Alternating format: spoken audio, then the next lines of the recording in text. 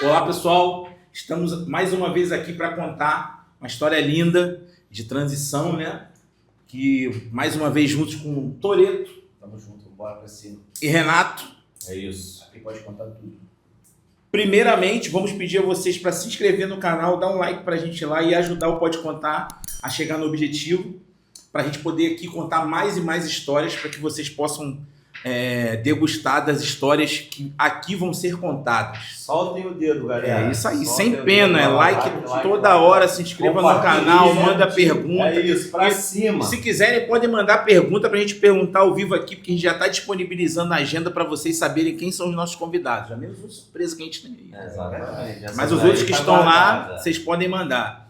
E a gente hoje está aqui com um cara que desde 2017 foi contar as histórias dele para nós, mas naquela época ele ainda atuava dentro de campo como zagueiro. Amigo, parceiro. Pô, resenha máxima, né? Máximo. Foi lá sem vaidade nenhuma, contou todas as histórias e aí a gente, pô, não podia ser diferente. A gente perna boa, a perna. Né? E a gente tinha que trazer ele para contar aqui pra gente essa história linda que ele está escrevendo. Ele deixou de seguir esse caminho aqui para ir subir a montanha pelo outro caminho e está trilhando um caminho lindo, né? De vida, de história, de ajuda, de passar no deserto e tudo mais. E a gente quer que ele conte, né, cara? Aqui tem que vir, tem que contar. Aqui pode contar tudo. Então hoje, quem vai contar a história dele para nós é Vitor Felipe. Com toda a honra. Vitão tá aí com a gente. Seja bem-vindo, Vitor. É isso, cara. Aqui você pode contar, irmão, fica à vontade. A casa é sua. E é isso, pra cima. Bom dia, galera. Bom dia, Juninho. Bom dia, Daniel. Bom dia, Renato. Primeiramente, obrigado pela oportunidade de poder vir aqui falar sobre esse nicho do futebol, que é disparado um dos mais importantes, porque dentro da pirâmide de clubes, dentro da pirâmide de negociações, a captação, a identificação, ela é um dos principais pilares e é muito pouco falado. Agora está ganhando mais know-how com a situação das grandes SAFs chegando no Brasil, com o Botafogo formando grandes equipes, o Fluminense que vem formando grandes atletas há muitos anos, o Flamengo formando atletas, Palmeiras formando atletas, e a captação está ganhando cada vez mais voz, porque é um dos principais pilares. Eu coloco como principal pilar, que é a identificação de talentos. E eu, como ex-atleta de futebol, quando eu fui trabalhar com a captação, de primeiro momento eu não fui trabalhar com a captação, virei estagiário no Fluminense, legal, na área da fisiologia com Alex Hitz, fisiologia, preparação física. Só que por ter jogado futebol e por ter essa vontade de estar dentro do processo, eu me lembro que eu ficava observando muitos treinamentos e eu tentava ver fora do clube o que eu via dentro do clube. Entendi. E esse olho de, poxa, eu tenho um projeto de futebol, poxa, lá no clube eu tenho um jogador de tal posição e esse garoto do projeto aqui, ele tem um potencial parecido com aquele que está no clube. Mesmo como estagiário eu observava isso. Sim. E aí eu comecei a me interessar pelo departamento de captação. Na verdade, eu fui introduzido no departamento. O Carlos Júnior Cintro, Bolinha, foi a primeira pessoa que me oportunizou, foi a pessoa que veio aqui no projeto, na época ainda cara virada, que eu trabalhava, veio me conhecer, bateu um papo comigo e depois de alguns anos me levou para ser estagiário e posteriormente me contratou para o departamento de captação. Essa transição do campo como atleta para o staff é um pouco, como posso dizer, é um pouco difícil. Por que eu digo difícil? Porque você ainda tem muitas coisas de ex-atleta. E até você desconstruir essa vaidade é muito complicado. Tipo o quê, Vitor? Por exemplo, quando eu era atleta, o atleta está acostumado a sempre ter o poder da palavra e da sua opinião. Quando você é staff, você tem que ouvir mais do que falar. E querendo falar, né? E querendo falar. Às vezes tendo a razão. Querendo contar. Mas o atleta é o principal objetivo ali do processo. O clube é a máxima. Então você é parte de uma engrenagem. Você é uma peça funcional. Então, quando você é ex-atleta, o Diego Souza até falou sobre isso outro dia, que tem duas vertentes do que ele falou, né? Poxa, eu vivi o vestiário. mas o vestiário, só o vestiário te dá embasamento para poder ter argumento de falar com os atletas que você vai trabalhar hoje em dia? Não vai. Tem uma frase de um amigo que o Douglas ele até diz sobre isso. A vivência sem a teoria é loteria. Só que a teoria sem a vivência é hipocrisia. Que bacana. Entendeu? Poxa, eu fui ex-atleta de futebol, mas eu não me qualifiquei Sim. para trabalhar com futebol. Sim. Eu posso acertar, mas eu também posso errar. Mas, entendeu? Mas se eu não vivi o futebol, eu só me qualifiquei na teoria. Mas o que é viver o futebol? É estar nos treinamentos, vendo os treinamentos, é estar no dia a dia do trabalho, do processo, é você ver os garotos ali evoluir Saber como todos funciona, os dias. né? Não necessariamente você precisa ter sido um jogador de futebol, Sim. mas você viver o futebol. Sim. Viver o futebol.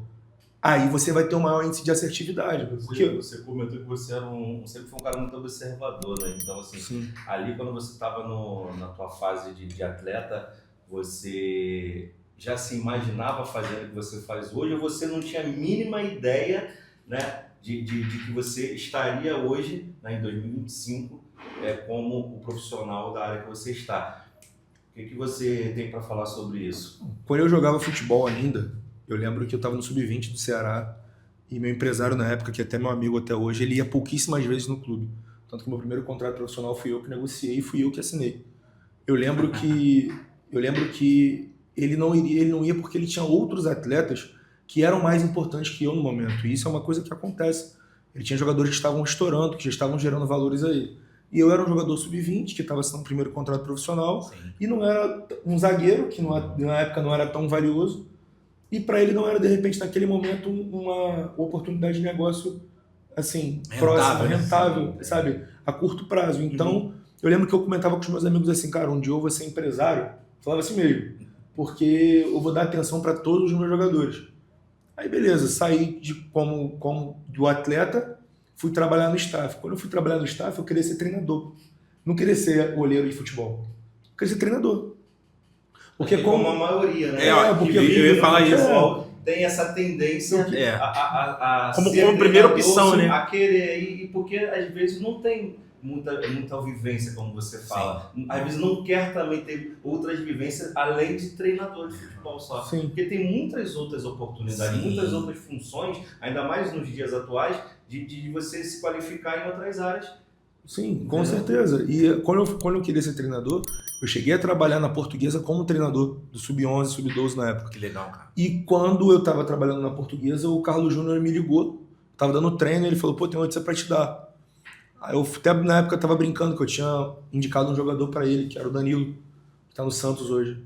Aí eu tinha indicado um jogador para fazer avaliação no clube. Eu falei, poxa, o Danilo foi aprovado? Ele, não, cara, não é isso não. O Beto vai sair aqui do clube e eu quero te trazer para ficar no lugar dele no departamento de captação. Aí, quando eu recebi essa notícia, poxa, na hora nem acreditei. Aí depois eu fui começando a pensar, caramba, vou trabalhar no departamento de captação, é totalmente o contrário do que eu venho fazendo como treinador. Mas vou meter a cara, uma oportunidade, eu era estagiário no Fluminense, ganhava R$500 como estagiário para estar no Fluminense, eu gastava R$1.500 por mês. Pô. Então eu desembolsava R$1.000 do meu bolso, pegava Brasil todos os dias, tinha que chegar no clube 7 horas da manhã e sair do clube 2h30 da tarde, para dar aula 4 horas da tarde, para dormir de repente às 9h30, 10 horas, quando eu conseguia dormir direito, e voltava, saía de casa 4 horas da manhã de novo para poder estar no clube como estagiário. É um processo que muitas pessoas querem a oportunidade de crescimento, mas elas não querem pagar o preço. Querem passar pelo deserto. Não querem. É muita humilhação que você passa. Poxa, eu lembro que no Fluminense tem até uma prática que o pessoal fala, que quando a bola cai no valão, você tem que buscar como estagiário. Eu lembro que no Fluminense tem um rio do lado ali, e a bola caía diversas vezes. Às vezes os garotos chutavam a bola ali pra gente buscar de sacanagem. E a gente tinha que pular o muro, ir lá buscar a bola, e a gente voltava felizão, sabe? Sim. Porque tava vivenciando esse processo. Aproveitando a oportunidade. E se eu te falar que eu acreditava que eu iria ser contratado pelo Fluminense para ser olheiro de futebol, isso é mentira, eu não acreditava. Eu sabia que eu estava fazendo alguma coisa que ia ser importante para mim futuramente. Vivendo o processo. Vivendo o processo, todos os dias. Tipo aquele filme do Will Smith. Poxa, hoje eu comprei uma blusa bacana aqui.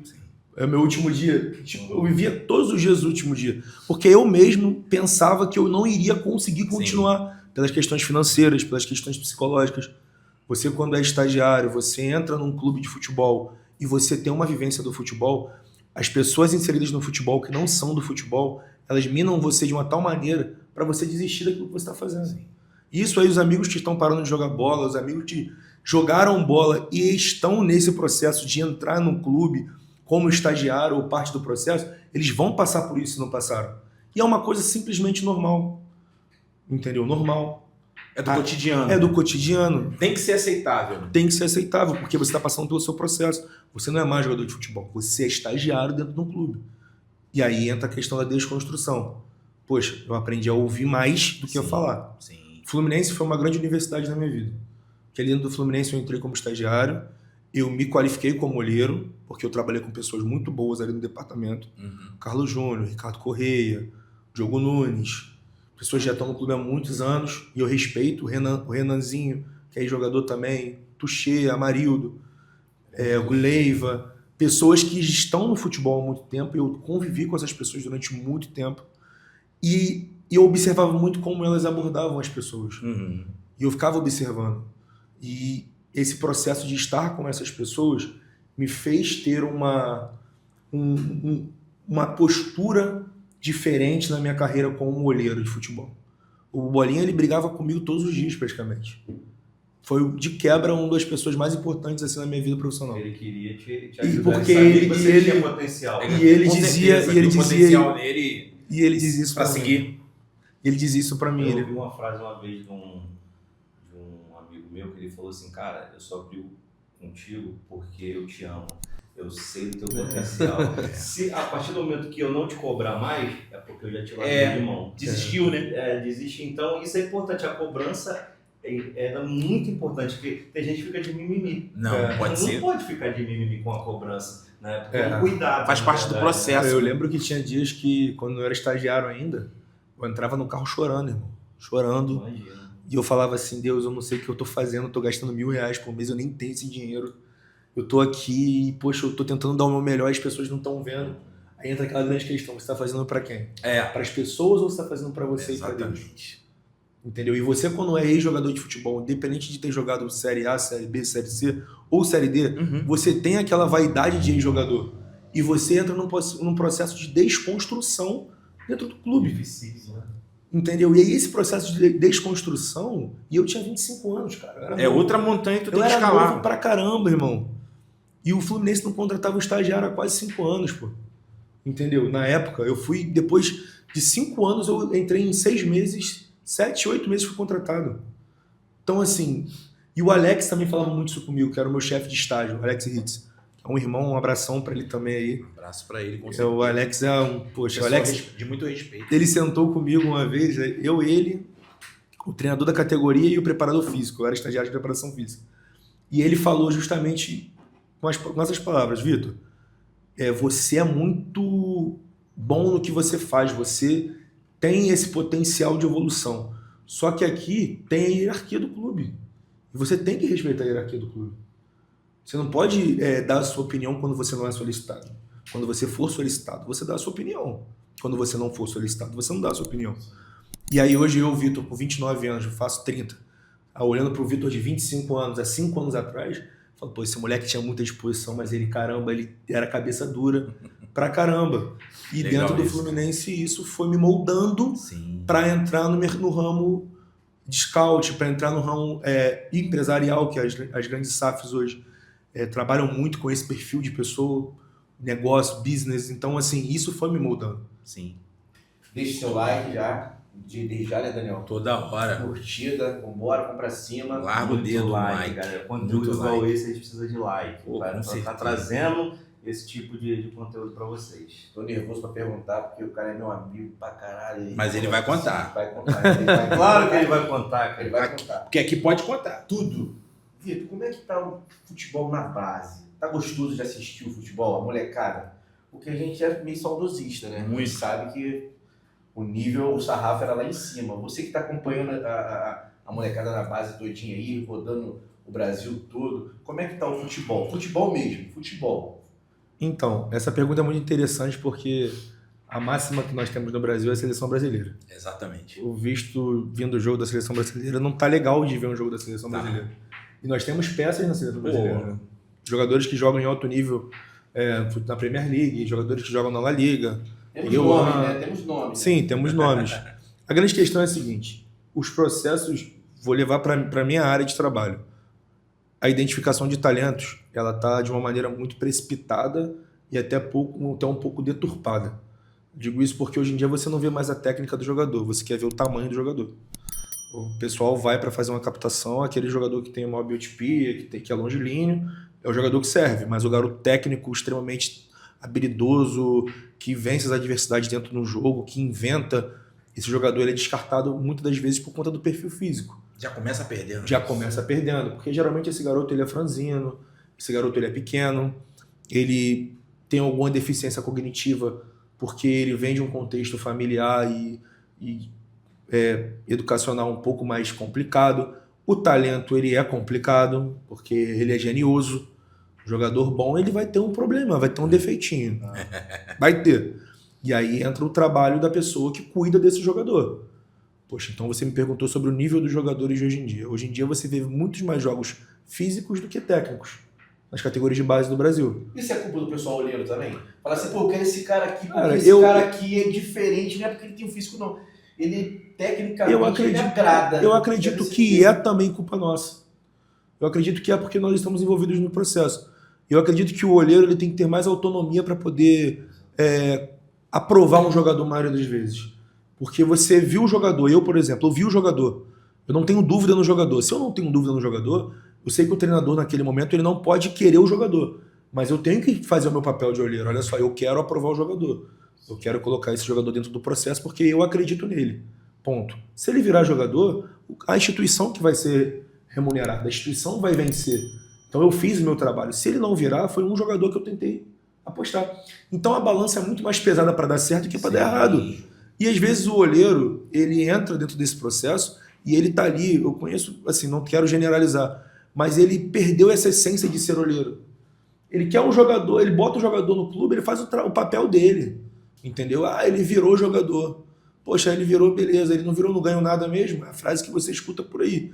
Mas não, você está envolvido dentro do processo, você tem ambição profissional, você quer vencer dentro de uma missão profissional. Então, poxa, se você for assertivo nas indicações que você faz para os clubes, então você vai ser valorizado dentro do processo.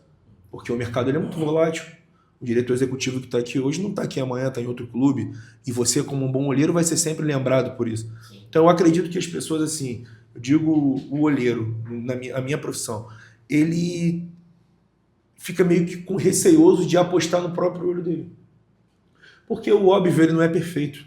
Uhum. O óbvio não é perfeito. Tem uma responsabilidade muito grande. O óbvio é talentoso, o óbvio é, na maioria das vezes, introvertido. O óbvio ele é genial. E você colocar um jogador dentro de um processo, não é todo mundo que vai ter o teu olho. Não são todos que vão olhar aquele talento como você está olhando. Sim. Então, se você não tiver o culhão de falar assim, eu aposto no jogador e eu vou colocar o jogador e se der errado a responsabilidade é minha, você não vai ser um olheiro que vai revelar grandes jogadores. Eu digo isso porque eu escutei isso de grandes olheiros. Eu ainda estou começando a minha trajetória, mas eu trabalhei com pessoas muito qualificadas e conheço pessoas muito qualificadas. Pessoas que têm essa Esse fim, né, também. tem, sabe, essa aspiração, essa expertise de caramba, eu vou apostar nesse jogador. Se der errado, o problema é meu, o investimento foi do clube Bancar e bancou. Entendeu? Existem vários casos de jogadores que viraram grandes potenciais e potenciais de venda que eram jogadores da iniciação que não jogavam. Eu vou falar um que eu conheço um pouco do processo, não participei porque eu cheguei ao clube após, mas era muito falado dentro do Fluminense, que era o João Pedro, o JP. O João Pedro, todo mundo contava a história que o João Pedro não era reserva até o sub-13, sabe? O João Pedro não jogava. O João Pedro se tornou um jogador de cifras milionárias na Premier League, foram 2 negociações. Então, assim, por que não apostar no talento? Porque o treinador precisa ganhar o jogo. Ok, ele precisa ganhar. E a gente respeita que ele precisa ganhar. Porque ele ganhando vai dar sobrevida e longevidade no trabalho dele. Ok, mas a sua função é municiar o clube de grandes talentos. A sua função é formar times para vencer. Mesma coisa de você vai no mercado. Tem batata, tem tomate. Você quer o que agora? Eu quero batata. Então você vai lá e vai procurar batata. Poxa, entendeu? Nessa tua, assim, eu acho até que o treinador da base, os treinadores da base, eles não deveriam nem dar muita ênfase para esse ganhar ou perder, assim, na minha modesta visão. Sim. Eles teriam que dar ênfase em formar atletas para o pessoal de cima. Sim. Mas os Um profissional, entendeu? Não, é que eu tô formando um cara. Mas acho que bravo. a pressão para vencer Já passa da margem, já né? tá Passa inserida, da principalmente cima, né? no clube grande, já está inserida dentro das categorias de base, desde da menor faixa etária até o sub-20. É que eu fico com saudade do peladeiro. Na nossa época, olha só, na nossa época de adolescente, a gente nem torcia para a base do nosso clube. Nem Não sabia nem quem que tava lá. Não, nem tinha essas competições todas que tem hoje. Então, hoje Era Copa São Paulo em janeiro. O jogo da base é lotado já. É lotado, é transmitido. Em todas ao as vivo. categorias, né? Entendeu? Então, assim, mudou muito. Então, hoje a pressão, assim, ao meu ver, parece ser muito grande para a base ganhar. Não só revelar. Hoje ela precisa revelar muito bem e ganhar título. Mas é muita, porque também tem renda. é também. muita coisa envolvida, porque para você revelar jogador, você tem que estar num bom contexto. Quando eu digo um bom contexto, é você estar em finais de campeonato. Porque o jogador ele vai ser preparado em finais de competição, enfim, jogando jogos grandes. Então você tem que ter um bom time para você poder ganhar competições, ganhar know-how para poder peitar e bancar o jogador que você está apostando. É o que você mencionou antes do formar ganhando. Isso, o formar ganhando ele é super necessário dentro do processo.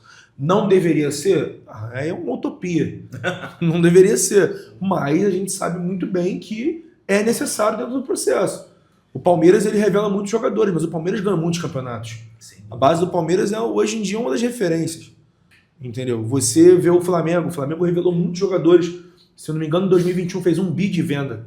Poxa, um bi de venda é muita coisa. O Palmeiras fez um bi ano passado, acho que um bi 200 milhões. Acho que sim. Por aí. Não foi por aí? O Palmeiras ele fez um processo. Poxa, o Palmeiras tem um processo de captação muito interessante. Só no Rio de Janeiro são 2 olheiros do Palmeiras aqui. No Brasil tem cerca de 10 a 12 olheiros do Palmeiras. Pessoas que atendem o telefone o tempo inteiro, que é muito necessário nesse processo de captação. Você tratar todas as pessoas de uma maneira igual. Porque o motorista de Uber que você está pegando pode indicar um bom jogador, cara. O porteiro do prédio que você está entrando pode indicar um bom jogador. Então você tratar as pessoas de uma forma igualitária, você receber todas as informações e filtrar de uma maneira igual, independente do escalão social da pessoa, é necessário para você ter um maior índice de assertividade. Sim. Ponto. Você ser humilde para entender que todo mundo também tem o seu próprio olho. Seu olho não é perfeito, meu olho não é perfeito. Entendeu? Mas Às vezes tem que funcionar como meio que um sinal de Wi-Fi aberto sem ser. você tem que ser acessível. Sim. O olheiro tem que ser acessível, tem que ser discreto. Ele tem que chegar no ambiente e todo mundo saber que ele está ali, mas ele não está. Eu vejo diversos jogos. Campeonato Carioca Sub-17, Sub-15, Sub-20, viajo. E ninguém sabe que eu tô lá. Ninguém sabe. Por quê? Porque eu não faço questão de dizer que eu tô ali. Porque se os parceiros que trabalham em outros clubes ou trabalham em outras empresas souberem que eu tô ali, eles vão querer estar ali também. E aí eles pegam o meu canal de atleta, pô. Mas, ô Vitor, a gente falou aqui. Curtida, Sobre- deixa curtida. Galera, ó, não esqueça. Curte lá, ó. Senta o dedo lá. Porque conteúdo igual esse aqui, meu irmão, a gente precisa de O diretor like. tá pegando na Precisa de orelha, ele tá vocês, curtindo, exatamente. curtindo. O diretor-chefe tá de cara feia porque a gente não fala sobre a curtida. Galera, ó, like. Isso aí. Então, Vitor, conta pra gente sobre olheiro. Muita gente deve ter essa curiosidade, né? De como vem a formação para virar um profissional olheiro, para ser um olheiro do ramo do futebol, né? Existe uma especificação, uma faculdade, um curso que é indispensável fazer para virar olheiro? Ou é a vivência mesmo dentro do clube? Ou o cara, pô, eu quero ser olheiro, eu vou procurar um clube, vou pedir para me deixar lá dentro, lá fazendo? Como é que é? Conta pra gente aí, porque assim, é uma curiosidade muito grande que eu tenho em relação a isso e acredito que meus colegas aqui também tenham e o público Certeza também, que sim. porque assim, a gente ouve muito falar sobre olheiro, mas não ouve falar como é virar um olheiro. Processo, É né? o processo todo. Eu sou suspeito a dizer porque eu fui inserido dentro do departamento de captação. Através do Carlos Júnior, que eu mencionei há pouco. Ele me trouxe para o departamento de captação do Fluminense na época. E eu era estagiário na área de preparação física. E conversando com ele, vivendo com os parceiros dentro do departamento, você vai vendo que ser olheiro é expertise. O olheiro, ele tem o olho dele. O olho é difícil eu mencionar o que o meu olho enxerga no jogador. Se meu olho brilhar pelo jogador, meu irmão, eu aposto até o final. Posso errar? Posso errar, mas tanta gente erra, cara. A gente erra em tanta coisa na vida. Porra. Por que não apostar num garoto que tem uma projeção de futuro para ser um atleta? Sim. Então, assim, o olheiro é o olho. Logicamente que tem os mecanismos que vão te municiar de informações como nomenclaturas usadas nos dias de hoje, biotipia do atleta. Cada clube tem a sua própria biotipia, tem o seu perfil de atleta. Tem clubes que gostam de atletas mais técnicos, tem clubes que gostam de atletas mais competitivos, tem clubes que gostam de atletas mais maturados para poder formar, tem clubes que gostam de atletas que já têm uma maturação um pouco mais baixa, porque tem mais laço de evolução. Tem clubes que têm clubes radar que colocam esses jogadores que têm hoje uma maior projeção, mas um pouco perfil físico para poder jogar em outras competições. E tem clubes que não têm, que perdem esses jogadores por não ter esse processo. Então, assim, você vê que hoje em dia no Brasil o termo olheiro está sendo muito mencionado por conta das grandes revelações que vem acontecendo nos clubes, das grandes vendas. Porque o processo, como a gente disse do Fluminense, que foi a minha principal referência, ele começa na identificação, no garoto. Você vai achar um jogador hoje dentro da comunidade, com 7, 8 anos, com puta de um talento, mas com vários problemas sociais. E hoje em dia você vai na Barra da Tijuca, num condomínio, numa escolinha no Paris Saint-Germain, ou numa escolinha do Barcelona, várias escolinhas dessas que cobram uma mensalidade um pouco mais alta, e você vai ver garotos naquela idade um pouco mais avançados do que os garotos da comunidade, de uma maneira cognitiva. Aí eu te faço uma pergunta. Esse garoto que já tem uma condição financeira muito avançada, ele vira jogador? É difícil. Para mim, ele vai ter uma grande dificuldade. Principalmente por ele ter acessibilidade e facilidade de poder não passar por dificuldade. Então, ele é blindado. Ele é blindado. Ele cai no chão, ele passa metiolate. O garoto da favela passa areia. Entendeu? O garoto arranca o tampão, a mãe leva no barrador. O garoto da favela trata com lama. Trata com a mãe passando água oxigenada. Entendeu? É sim que é a diferença. Então você... Sem resenha nenhuma, irmão, pode contar. É a verdade. As pessoas às vezes não querem abrir os olhos para isso. Uhum. Você identificar um talento, você ser olheiro, é você bater de frente com muitas barreiras implantadas pela sociedade. Sim. Porque o garoto... Eu já passei por situações do garoto ser um garoto financeiramente pobre, não ter as mesmas oportunidades que o garoto rico recebia, pô, dentro de um determinado clube. Mesmo time ali, mesma categoria. Sim, e era uma questão que acontecia e as pessoas envolvidas no processo nem percebiam o que acontecia. Mas a gente que estava de fora percebia o que acontecia. Entendeu? Poxa, por que aquele garoto não recebe as mesmas oportunidades? Será porque o pai dele tem um pouco mais de influência? Ou será que ele não tem? Alguns clubes sérios, como Fluminense, Flamengo, clubes grandes, clubes SAFs, isso não acontece. Mas tem clubes, por exemplo, que participam dessa mensalidade de escolinha, que isso acontece, pô. O garoto que o pai tem condição de pagar, ele vai jogar. O garoto que não tem condição de pagar, ele não vai jogar. E você ser olheiro é você bater de frente com isso. Porque muitas das vezes você vai ter que bater de frente com essas barreiras e colocar esse atleta embaixo dos seus braços para poder fazer ele virar jogador. Entendeu? A gente tem um caso do Patrick. Todo mundo conhece o Patrick aqui. O Patrick é cria de Santa Margarida, formado no Cara Virada, amigo de muita gente aqui também. Sim. E você vê que o Patrick ele é um garoto que foi descoberto com 17 anos. Hoje o Patrick seria descoberto com 17 anos? Nunca. O Patrick com 8 já estava num time grande, que era muito bom jogador. Só que por conta do contexto, da nossa área ser uma área que não era tanto explorada por uma questão também social, uma sessão de alta periculosidade, vamos dizer todo assim. Todo o contexto social. Entendeu? E aí os olheiros eles não tinham esse acesso. Sim. Eu lembro que quando eu vim trabalhar no Fluminense, eu lembro que a área de Santa Margarida, a área de Cosmos, Paciência, era pouquíssimo explorada. Pouquíssimo explorada. Pouquíssimo. E muitos jogadores depois começaram a... Depois desse processo, o Flamengo colocou olheiros aqui, o Palmeiras vem com olheiros aqui, o Vasco da Gama. Vários outros clubes colocaram olheiros nessa região aqui para poder ver os talentos que tem aqui.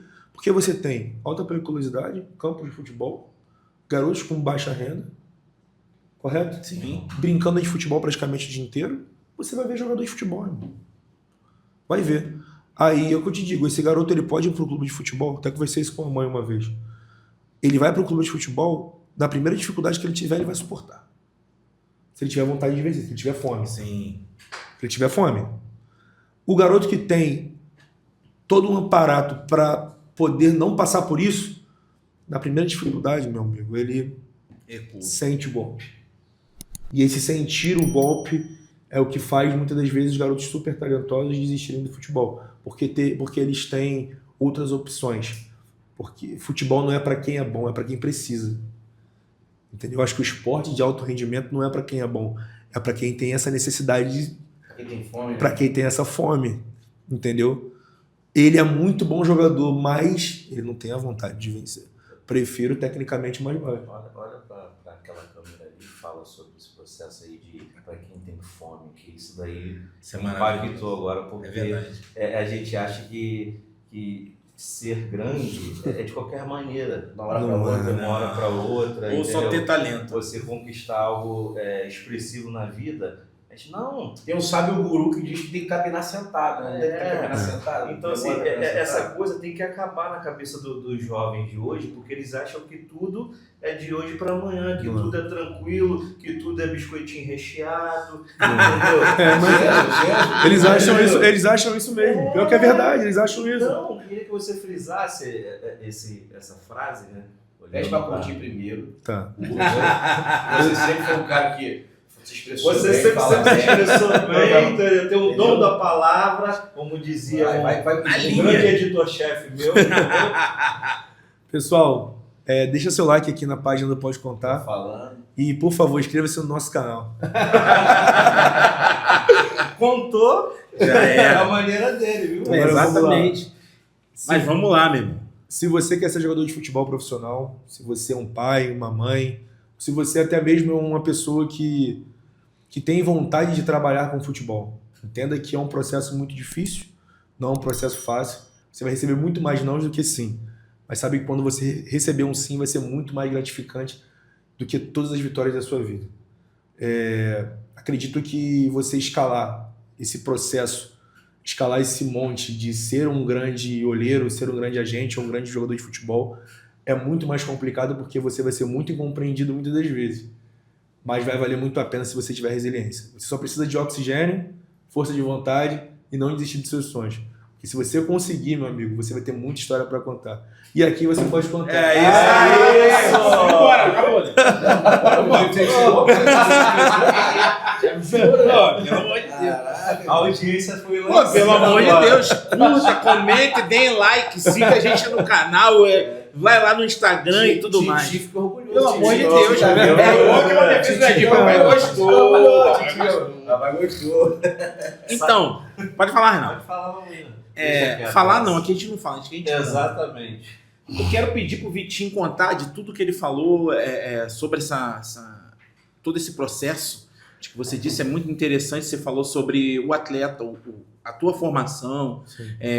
O Renato perguntou brilhantemente sobre essa questão de você ter ou não um curso específico para tal, mas você disse que tem a tua expertise, o teu feeling. Sim. Isso é muito bacana. Mas agora, quanto a você olhar o atleta, o que te atrai naquele atleta para você falar assim, não, esse aqui ali em Santa Margarida eu vi aqui no campo jogando, no cara virada, e pô, esse aqui eu vou botar debaixo da minha asa, eu vou levar. E o que te faz ter dúvida sobre o não levar? O que te faz, tipo assim, opa, esse aqui eu vou levar, esse aqui, opa, esse aqui eu não... Esse aqui, calma aí, eu tenho que ver mais, eu tenho que amanhã voltar aqui. Vou falar sobre algumas posições do campo. Essa pergunta é muito boa. Um zagueiro, por exemplo.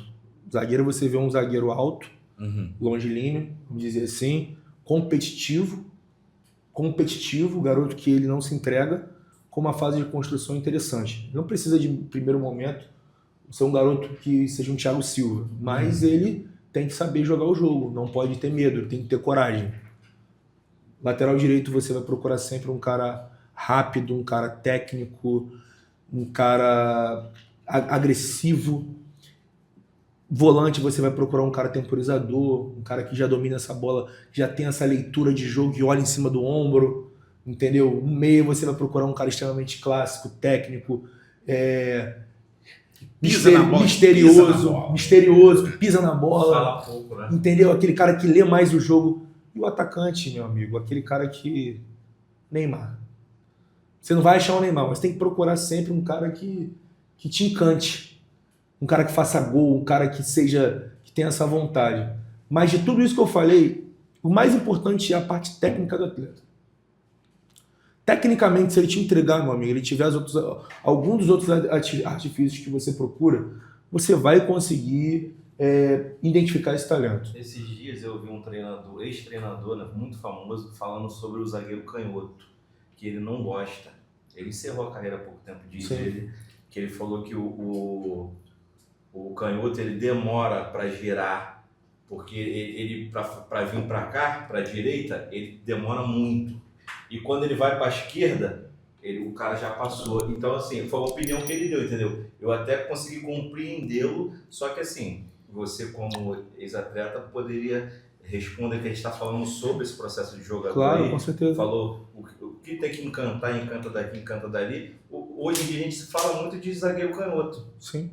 O porquê que o zagueiro canhoto hoje ele é tão Valorizado. no mercado? Sim, isso é muito interessante. Eu acredito que o futebol em si, com todo respeito à opinião desse treinador, que espero que ele seja... Eu não vou contar não, porque não, tranquilo. eu gosto muito. Mas o futebol tem muito cientista hoje em dia. Sabe? O futebol é muito mais fácil do que as pessoas configuram. O zagueiro ele tem que zagar. Zagueiro tem que zagar. Zagueiro tem que zagar. Diferencial se ele fizer diferente. O zagueiro tem que te entregar o quê? Eficiência na posição dele. Se ele é destro, se ele é canhoto, se ele é ambidestro, meu amigo, é um detalhe que você pode aproveitar ou não. Existem vários casos de zagueiros que jogaram que os dois eram destros e deu certo, como também tem casos de zagueiros que os dois eram canhotos e deu certo. Se você tem um destro e um canhoto, lógico que você vai ter muito mais facilidade na fase de construção, pela bilateralidade que você vai alcançar dentro do espaço. Você tem um cara que tem o lado dominante do campo, e a maioria das vezes a bola sai pela lateral do campo, as laterais, pelos corredores laterais, você consegue ter mais ações ali verticais. Sim. Entendeu? Se você tem um cara que joga com o pé trocado, você vai ter mais ações horizontais. Isso aí é uma questão, diagonais, perdão. Você vai ter mais, é uma questão totalmente subjetiva e interpretativa. Eu sou treinador, eu estou montando uma equipe, chamo meus scouts para poder montar uma equipe. Eu quero jogadores desse perfil porque eu preciso de jogadores que me entreguem esses resultados. E aí o que eu vou fazer? Eu vou procurar dentro do mercado o que ele está me pedindo. Sim. Ponto. Eu quero um zagueiro que me entregue defensivamente uma jogada muito boa. Poxa, eu vou chegar e vou procurar um zagueiro efetivo, com bons números defensivos, bons números de passes entre linhas, que um cara com perfil impositivo, comunicativo, e ponto. Agora, eu quero um zagueiro canhoto que tenha isso. Poxa, pode ser um pouco mais difícil. Por quê? Porque hoje em dia você encontrar canhotos de qualidade de zagueiro é difícil. Essa questão aí que eu estava falando sobre o zagueiro canhoto, foi só lá dentro, tá? Sim. Eu atropelei ali a conversa, a pergunta do Dani, mas porque eu acabei lembrando agora neste momento que eu vi a entrevista dele semana passada, ele falou sobre isso. Mas ele perguntou sobre a dúvida que você tem de levar ou não levar um garoto. Que te causa dúvida, né? Que te causa dúvida. Então, na maioria das vezes, quando você identifica o talento e o garoto ele tem essa qualidade, essa expertise, esse improviso, você identifica que ele tem um potencial de evolução, o que mais faz as pessoas que trabalham envolvidas nesse ramo do futebol desistir desse atleta é o contexto familiar. Porque às vezes o pai ou a mãe, cada um sabe da sua dificuldade, mas às vezes eles querem viver das custas do filho naquele momento. Eles querem que o garoto já seja o salvador da pátria. O salvador da família. E isso atropela muitos processos. Na primeira conversa, você já consegue identificar um potencial problema futuro. Então, isso às vezes pode te fazer pisar, ficar com o pé um pouco mais atrás. Olha, eu não vou levar o jogador. Não querer avançar. Não quer. no apoio ali ao Isso. atleta que você dá por culpa dessa questão. Isso, lógico que o garoto não tem culpa disso. Não, de Não jeito tem nenhum. É uma culpa. criança. Exatamente. Mas futuramente pode gerar problemas. Sim. Problemas com o clube, problemas com a família, que podem ser evitados, sabe? Evitados numa primeira conversa. Isso também faz parte do trabalho do olheiro. Faz, pô, do captador em si. É o feeling dele, Você né? sentar com a família, deixar tudo bem claro. Hoje em dia, as questões contratuais elas estão cada vez mais abertas às pessoas. Você pode fazer algum tipo de contrato com a família explicando por que você vai ser uma pessoa direta com o clube para poder blindar a família de certas situações. Se o garoto for muito bom mesmo, lógico que você não vai perder o atleta por isso, você vai buscar mecanismos para fazer com que esse atleta participe do processo, mas a família em si, ela pode sim atrapalhar um atleta. Acredito. Por exemplo, você vai conversar com o pai fala para você assim, eu já sentei e escutei isso. Poxa, eu quero 3 mil para poder, por mês, para você gerenciar meu filho. Aí eu olhei assim para ele e falei, meu amigo, com todo respeito, nem eu ganho 3 mil. Pô. Eu falei para ele assim mesmo, conversando. Aí ele, que é isso, cara? Eu falei, nem eu ganho, tenho que trabalhar pra caramba para ganhar 3 mil. Então como que você quer que eu dê pro seu filho, ou peça para alguém dar pro seu filho um valor exorbitante para um garoto de 13 anos na cidade? A gente pode começar mais baixo, isso o clube a gente pode trabalhar junto e o clube conseguir construir isso para você, entendeu? Aí ele, eu falei, então, de repente seu filho pode iniciar no clube com uma ajuda de custo hoje de R$300, mas dentro de um trabalho correto e coerente por parte da empresa que está agenciando seu filho pode alcançar esse valor de 3 mil aí com 15, 16 anos. Isso vai te ajudar, vai mudar a sua vida hoje? Aí é todo um jogo de cintura que você tem que ter como olheiro, como agente, para poder, Como psicólogo. para poder mostrar isso para a família, entendeu? Você Não tem que combo, né? tem que ter essa expertise de chegar e saber conduzir a família. O olheiro que trabalha agenciando o atleta, o que é o mais importante dele fazer? Ele tem que comer o feijão que a família come. Eu falo isso para todo mundo. Você trabalha dentro de uma empresa, você tem que comer o feijão que a família come. Domingo do nada aparece na casa do garoto, senta lá com ele, joga um baralho com o pai, conversa, cria um laço de familiar, Confiança. resolve os problemas que tem que ser resolvidos, que é do seu trabalho. E é um trabalho muito mais silencioso, entendeu? Muito mais silencioso você estar no dia a dia com a pessoa do que exposto. Eu acordo de manhã no meu telefone, eu vejo jogos pra caramba na televisão, vejo jogos pessoalmente. Os garotos que eu cuido, que eu já tenho esse trabalho há bastante tempo, a LM Sport, que é a empresa que eu, junto com o Luiz Márcio, que eu represento, que é uma situação que eu já estava trabalhando desde 2023 com ele nesse sentido. Eu resolvo os problemas dos garotos, porque eles têm essa fidelidade à minha pessoa, eles conversam comigo, eles procuram saber o que está acontecendo, eles têm Faz parte da dúvidas. família, né, Pedro? Eu vejo, você fazer parte da família. Muitas das vezes você vai ser o pai do garoto. Entendeu? Você é o pai do garoto. Ele vai te ligar do nada para perguntar como é que você tá. Ponto. E você entender, como atleta, hoje eu tenho, por ter sido atleta, eu tenho um maior acesso a esses garotos nesse lado, Você sabe falar linguagem nesse lado profissional, porque eu tive essa experiência. Fui um atleta que ficou alojado desde os meus 14 anos. Eu morei longe da minha casa desde os 14 anos de idade, então eu convivi com todo tipo de gente dentro do alojamento. Então isso já me deu uma cancha para poder saber conversar com o atleta. Tem garoto que, por exemplo, poxa, eu estou no banco, não estou jogando. Entendi. Fala assim, filho, qual é o seu principal objetivo? O principal objetivo é jogar na seleção brasileira. Então você não tem que treinar para estar apenas titular hoje, você tem que treinar para estar na seleção brasileira.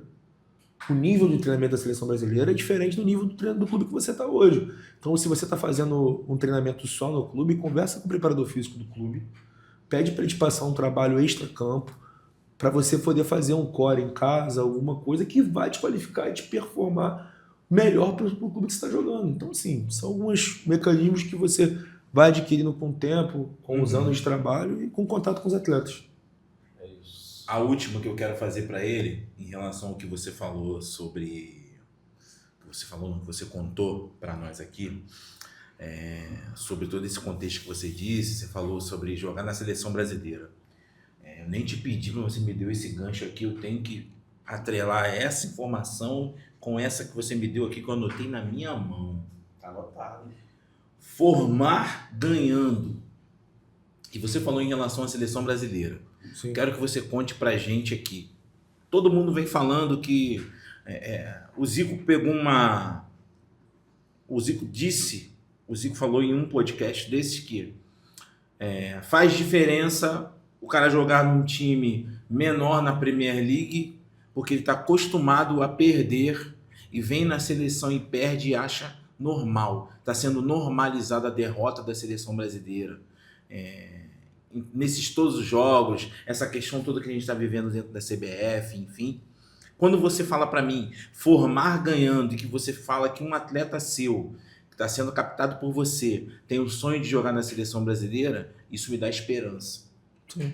Então, o que você acha dessa fala do Zico, de toda essa contextualização que houve dentro dessa fala dele, em relação aos caras estarem jogando, sendo convocados na seleção brasileira, e estarem jogando a grande maioria num time de médio e pequeno porte. Tá na Premier League, mas é num time menor. O que você acha? Você acha que isso tem a ver, pode ter a ver também com essa aceitação da derrota? O atleta realmente vem aceitando jogar na seleção brasileira e perder, como a gente aparentemente percebe? Perdi de 4-1 para a Argentina, mas eu achei normal, vamos embora que no outro jogo a gente vai ganhar. Eu já tenho uma observação muito mais monetária sobre a seleção brasileira do que propriamente técnica. Antigamente, para você jogar na seleção brasileira, você tinha que ser o melhor, e estar na seleção brasileira te dava cifras melhores salariais dentro do clube que você estava. Hoje em dia eles já são muito bem pagos e muito mais valorizados antes mesmo de chegar na seleção brasileira. Começa por aí. Antigamente o Roberto Carlos era um baita lateral esquerdo. Você viu o Roberto Carlos extremamente abalado após uma derrota da seleção brasileira. Hoje em dia você não vê o lateral esquerdo da seleção brasileira extremamente abalado após a derrota da seleção brasileira. A gente não sabe nem quem vai ser o lateral. Você não vê. Você não vê os jogadores tão compromissados com a seleção brasileira como era antigamente. Hoje em dia tem muitas pessoas que defendem os jogadores e são pagas para defender os jogadores. E a gente criticava quando eles pediam férias. E a gente sabe muito bem disso, que eles são pagos para defender os jogadores, veículos de comunicação. A gente sabe muito bem disso, que isso acontece. E cada um tem o seu trabalho. Mas a gente sabe que a seleção brasileira hoje está num processo totalmente inverso do que a gente fez durante anos. Sim. Eu penso assim, eu sou pentacampeão do mundo. Eu sou do país de Denner, Ronaldos, Rivaldo, Romário, Pelé, Neymar, Zico. Eu sou desse país. E eu entro hoje querendo copiar um estilo de jogo europeu. Eu tô totalmente ao contrário do que eu fiz a minha vida inteira. Lógico que a gente deu certo, né? Historicamente o jogo é muito mais posicionado. Municiou todos eles e eles entenderam e cresceram. O jogo é muito mais posicionado. O jogo é muito mais posicionado hoje em dia, muito mais setorizado, mas é o jogo. Você não vê na seleção brasileira, além do Neymar, nenhum jogador, e o Rodrigo também, que eu gosto dele, nenhum jogador infiltrando, nenhum jogador criando, nenhum jogador tentando. Poxa, o Neymar é o último jogador que a gente formou com essa característica de ser brasileiro, o driblador, o peladeiro. Poxa, ver o Neymar jogar é vistoso, sabe? É um peladeiro jogando na seleção brasileira, com bom sentido, é claro, da palavra. Mas um cara que vai pra cima, que dribla, que chuta de esquerda, chuta de direita. Muda de posicionamento toda hora dentro do campo. Odeia perder. Pô. É um cara que na seleção brasileira sempre entregou. Isso que eu ia falar. Sempre entregou o que era jogar na seleção brasileira. Pra mim, joga mais na seleção do que propriamente no clube. Eu conversei isso com um amigo outro dia. Eu falei, se ele for convocado pra jogar os falar que não é sacanagem. Ele vai jogar bem na seleção brasileira. Porque ele testa cabeça de baile pra jogar com ele. Entendeu? Então, assim, você vê jogadores hoje em dia ganhando muita grana antes de chegar na seleção brasileira. E chegar na seleção brasileira hoje, de repente, não é a mesma honra que era antigamente. E nem é tão difícil. Poxa, eu tava vendo não é nem tão difícil. Eu tava vendo a convocação de 94, quem ficou de fora de 94. Pô, tá de brincadeira. Você vê a convocação de 98, quem ficou de fora de 98. 2002. Você vê de 2002, quem ficou de fora de 2002. Entendeu? Se a gente pegar de 2018, de 2022 e 2026, que não vai sair agora, espero que não, mas de 2018 e 2022, a gente vai ver praticamente aí atletas, não era pra ir. Atletas que assim, a gente tem 20 contados na mão. A gente viu o Afonso ser convocado em 2007, a gente ficou surpreso. Foi. Hoje a gente não tem um monte de Afonso. Na minha visão, um monte de Afonso lá. Tá tudo certo. A seleção de 2000. A gente e querem obrigar a gente a torcer. Não é patriota porque não torce. Não, a seleção de 2006. De futebol. A seleção de 2006 foi de quebra uma das melhores, tecnicamente, da história da seleção brasileira. Adriano, Ronaldo, Ronaldinho, Juninho Pernambucano, Juan, Lúcio, Roque Júnior tava nessa convocação, não tava? Robinho, Não. Robinho A zaga reserva eu acho que era Luizão e Cris. Luizão e Cris, isso aí. Assim, Cicinho, lateral direito. Cicinho. Reserva. E todos eles em alto nível nos clubes que eles jogavam. É. Todos eles. O Adriano tava voando na Internacional naquela época. Ronaldinho do Barcelona. Ronaldinho no Barcelona. Tinha acabado de ser o campeão da Champions, né? Sim. Em 2006. Então, assim, você... E o Kaká em 2007 ia ser o melhor do mundo. Melhor do mundo. Você vê que o jogo contra a França a gente perdeu por um detalhe. Hoje em dia a gente vê os jogos... Poxa, você não tem prazer de ver um jogo da seleção brasileira. Nenhum. Você não... Poxa, o jogo contra a Argentina foi vergonhoso. Foi. Dibu fazendo embaixadinha, ninguém fez nada com o Dibu. A gente tava Pô. assistindo a Argentina, na verdade. A gente estava assistindo a Argentina. Então, assim, dentro do processo de identificação, você tem que identificar para o Brasil, cara. Sim. Que hoje em dia o mercado ele é tão monetário que a pessoa ela faz a captação para a Europa, pô. Naturalmente. O garoto talentoso técnico você exclui, mas o garoto que tem uma biotipia e o perfil que o clube quer, a holding quer, você faz indicação porque ele vai ser um jogador de venda futura, sabe? E a gente perdeu essa magia, sabe? A gente perdeu esse prazer no olheiro A gente de... direcionou no monetário. Isso, a gente direcionou no monetário e esqueceu de formar jogador pro Brasil, cara. Que é dar continuidade à nossa linhagem. Né? É isso, a gente não tá dando. Então eu falo assim que eu sonho em ter jogador na seleção brasileira um dia, eu sonho sim. Não é só um sonho, é um objetivo. Claro. Eu estudo todos os dias para isso, eu me qualifico todos os dias para isso, para poder chegar nesse nível de futebol, e eu creio que eu vou chegar nesse nível de futebol, porque enquanto eu não chegar eu não vou parar. Então, a gente sente um pouco de falta disso. Eu vou formar jogadores para a seleção brasileira. Tem vaguinha no Flamengo lá, cara. Oi? O Flamengo não te pega, não. E a cada nível que você for Precisava do Flamengo, alcançando, você vai vir aqui contar pra gente. Não, com certeza. Que aqui você pode vir, pode contar. Do jeito que você contou hoje, você vai contar sempre. A gente contou em 2017. Contou em 2017. A gente já está esperando aqui a próxima vez que você venha contar conosco. Assim, uma honra muito grande para nós. Você deu aula hoje aqui de como é ser um captador, um olheiro. Eu nunca tive tantas informações assim sobre essa função. A gente lidava com essa questão do olheiro como uma coisa abstrata, assim, como uma coisa meio folclórica, não tão profissional quanto você demonstrou pra gente aqui que é. Não é só porque a gente te conhece há muito tempo, né? Você conhece teu caráter, a gente viu o teu feeling para essa parada e a paixão com que você fala nisso. Você tem um brilho no olhar, aquele brilho no olhar da música do Reinaldo. Teu tio tá rindo ali, Dá o brilho no olhar da música do Reinaldo, né? Mas assim, Uma família muito do jogador, né? tá de brincadeira. Eu não vou falar porque eu sou suspeito para poder falar, meu ídolo máximo, maior de todos. Que me escreveu, me levou até a escrever um texto que eu passei para você, né? Que são os primeiros campeões do Alambrado, que ele, foi o cara que ganhou a chuteira lá, eu tava aqui, ele nem me conhecia, não me dava moral nunca. Eu aqui com 11 anos, aqui ele ganhando a chuteira lá, eu aqui tinha que ter uma foto, mano, para eu poder estar ali, para eu guardar essa foto, emoldurar, mas eu infelizmente não tenho. O que eu tenho são memórias que a gente vem aqui e conta com muita honra, que você hoje veio aqui, passou e deu aula para nós. Em 2017 a gente também gostou muito, mas hoje a gente vê uma evolução de você como profissional, em uma outra função e de como ser humano também. Só posso te agradecer por você ter vindo aqui, ter contado pra gente um pouco da tua história, dessa trajetória linda que você está trilhando o teu caminho.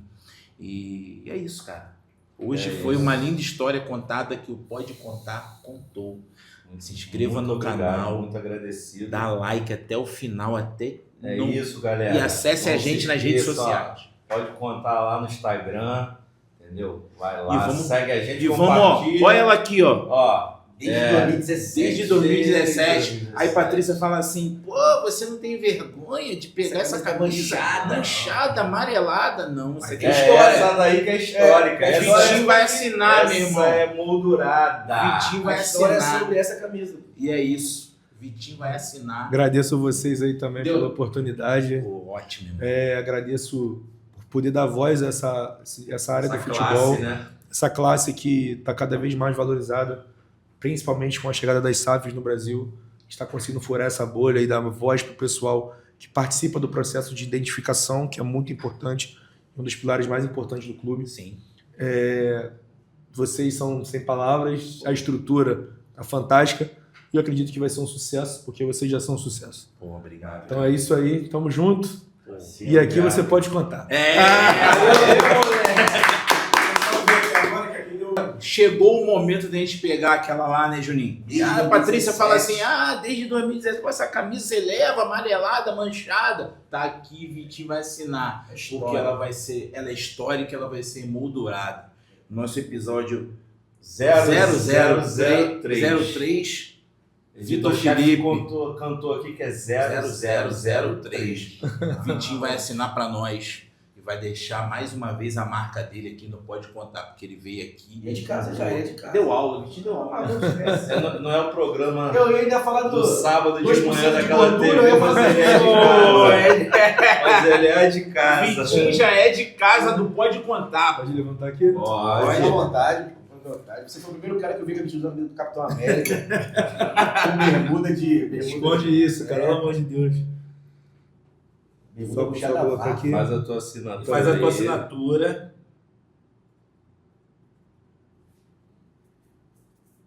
Rapaz, olha lá como é que é essa Agora bota aí, lá, o coisa linda. 0003. Isso aí ficou treinando com o editor-chefe há 5 anos pra fazer essa assinatura aí, ó. Tem coisa dele 0003. aí, ó. Olha lá. Pode ser. Isso aqui? Nossa, Pode. App. Assina assim, que assim é bom e tal. Olha lá. Tá nervoso, ele ficou nervoso, gente. Que coisa linda. É isso. Coisa linda. Então, Tamo obrigado. junto, obrigado a vocês, pô. Agora Pela vamos. oportunidade. Obrigadão, cara. Sempre. Fechou? Fechou. Gratidão. Aí, ó. Aí agora. Cadê aquela foto? Agora é aquela foto, Guilherme. 3 fotinhas pra gente subir na parada, por favor. 3 fotinhas.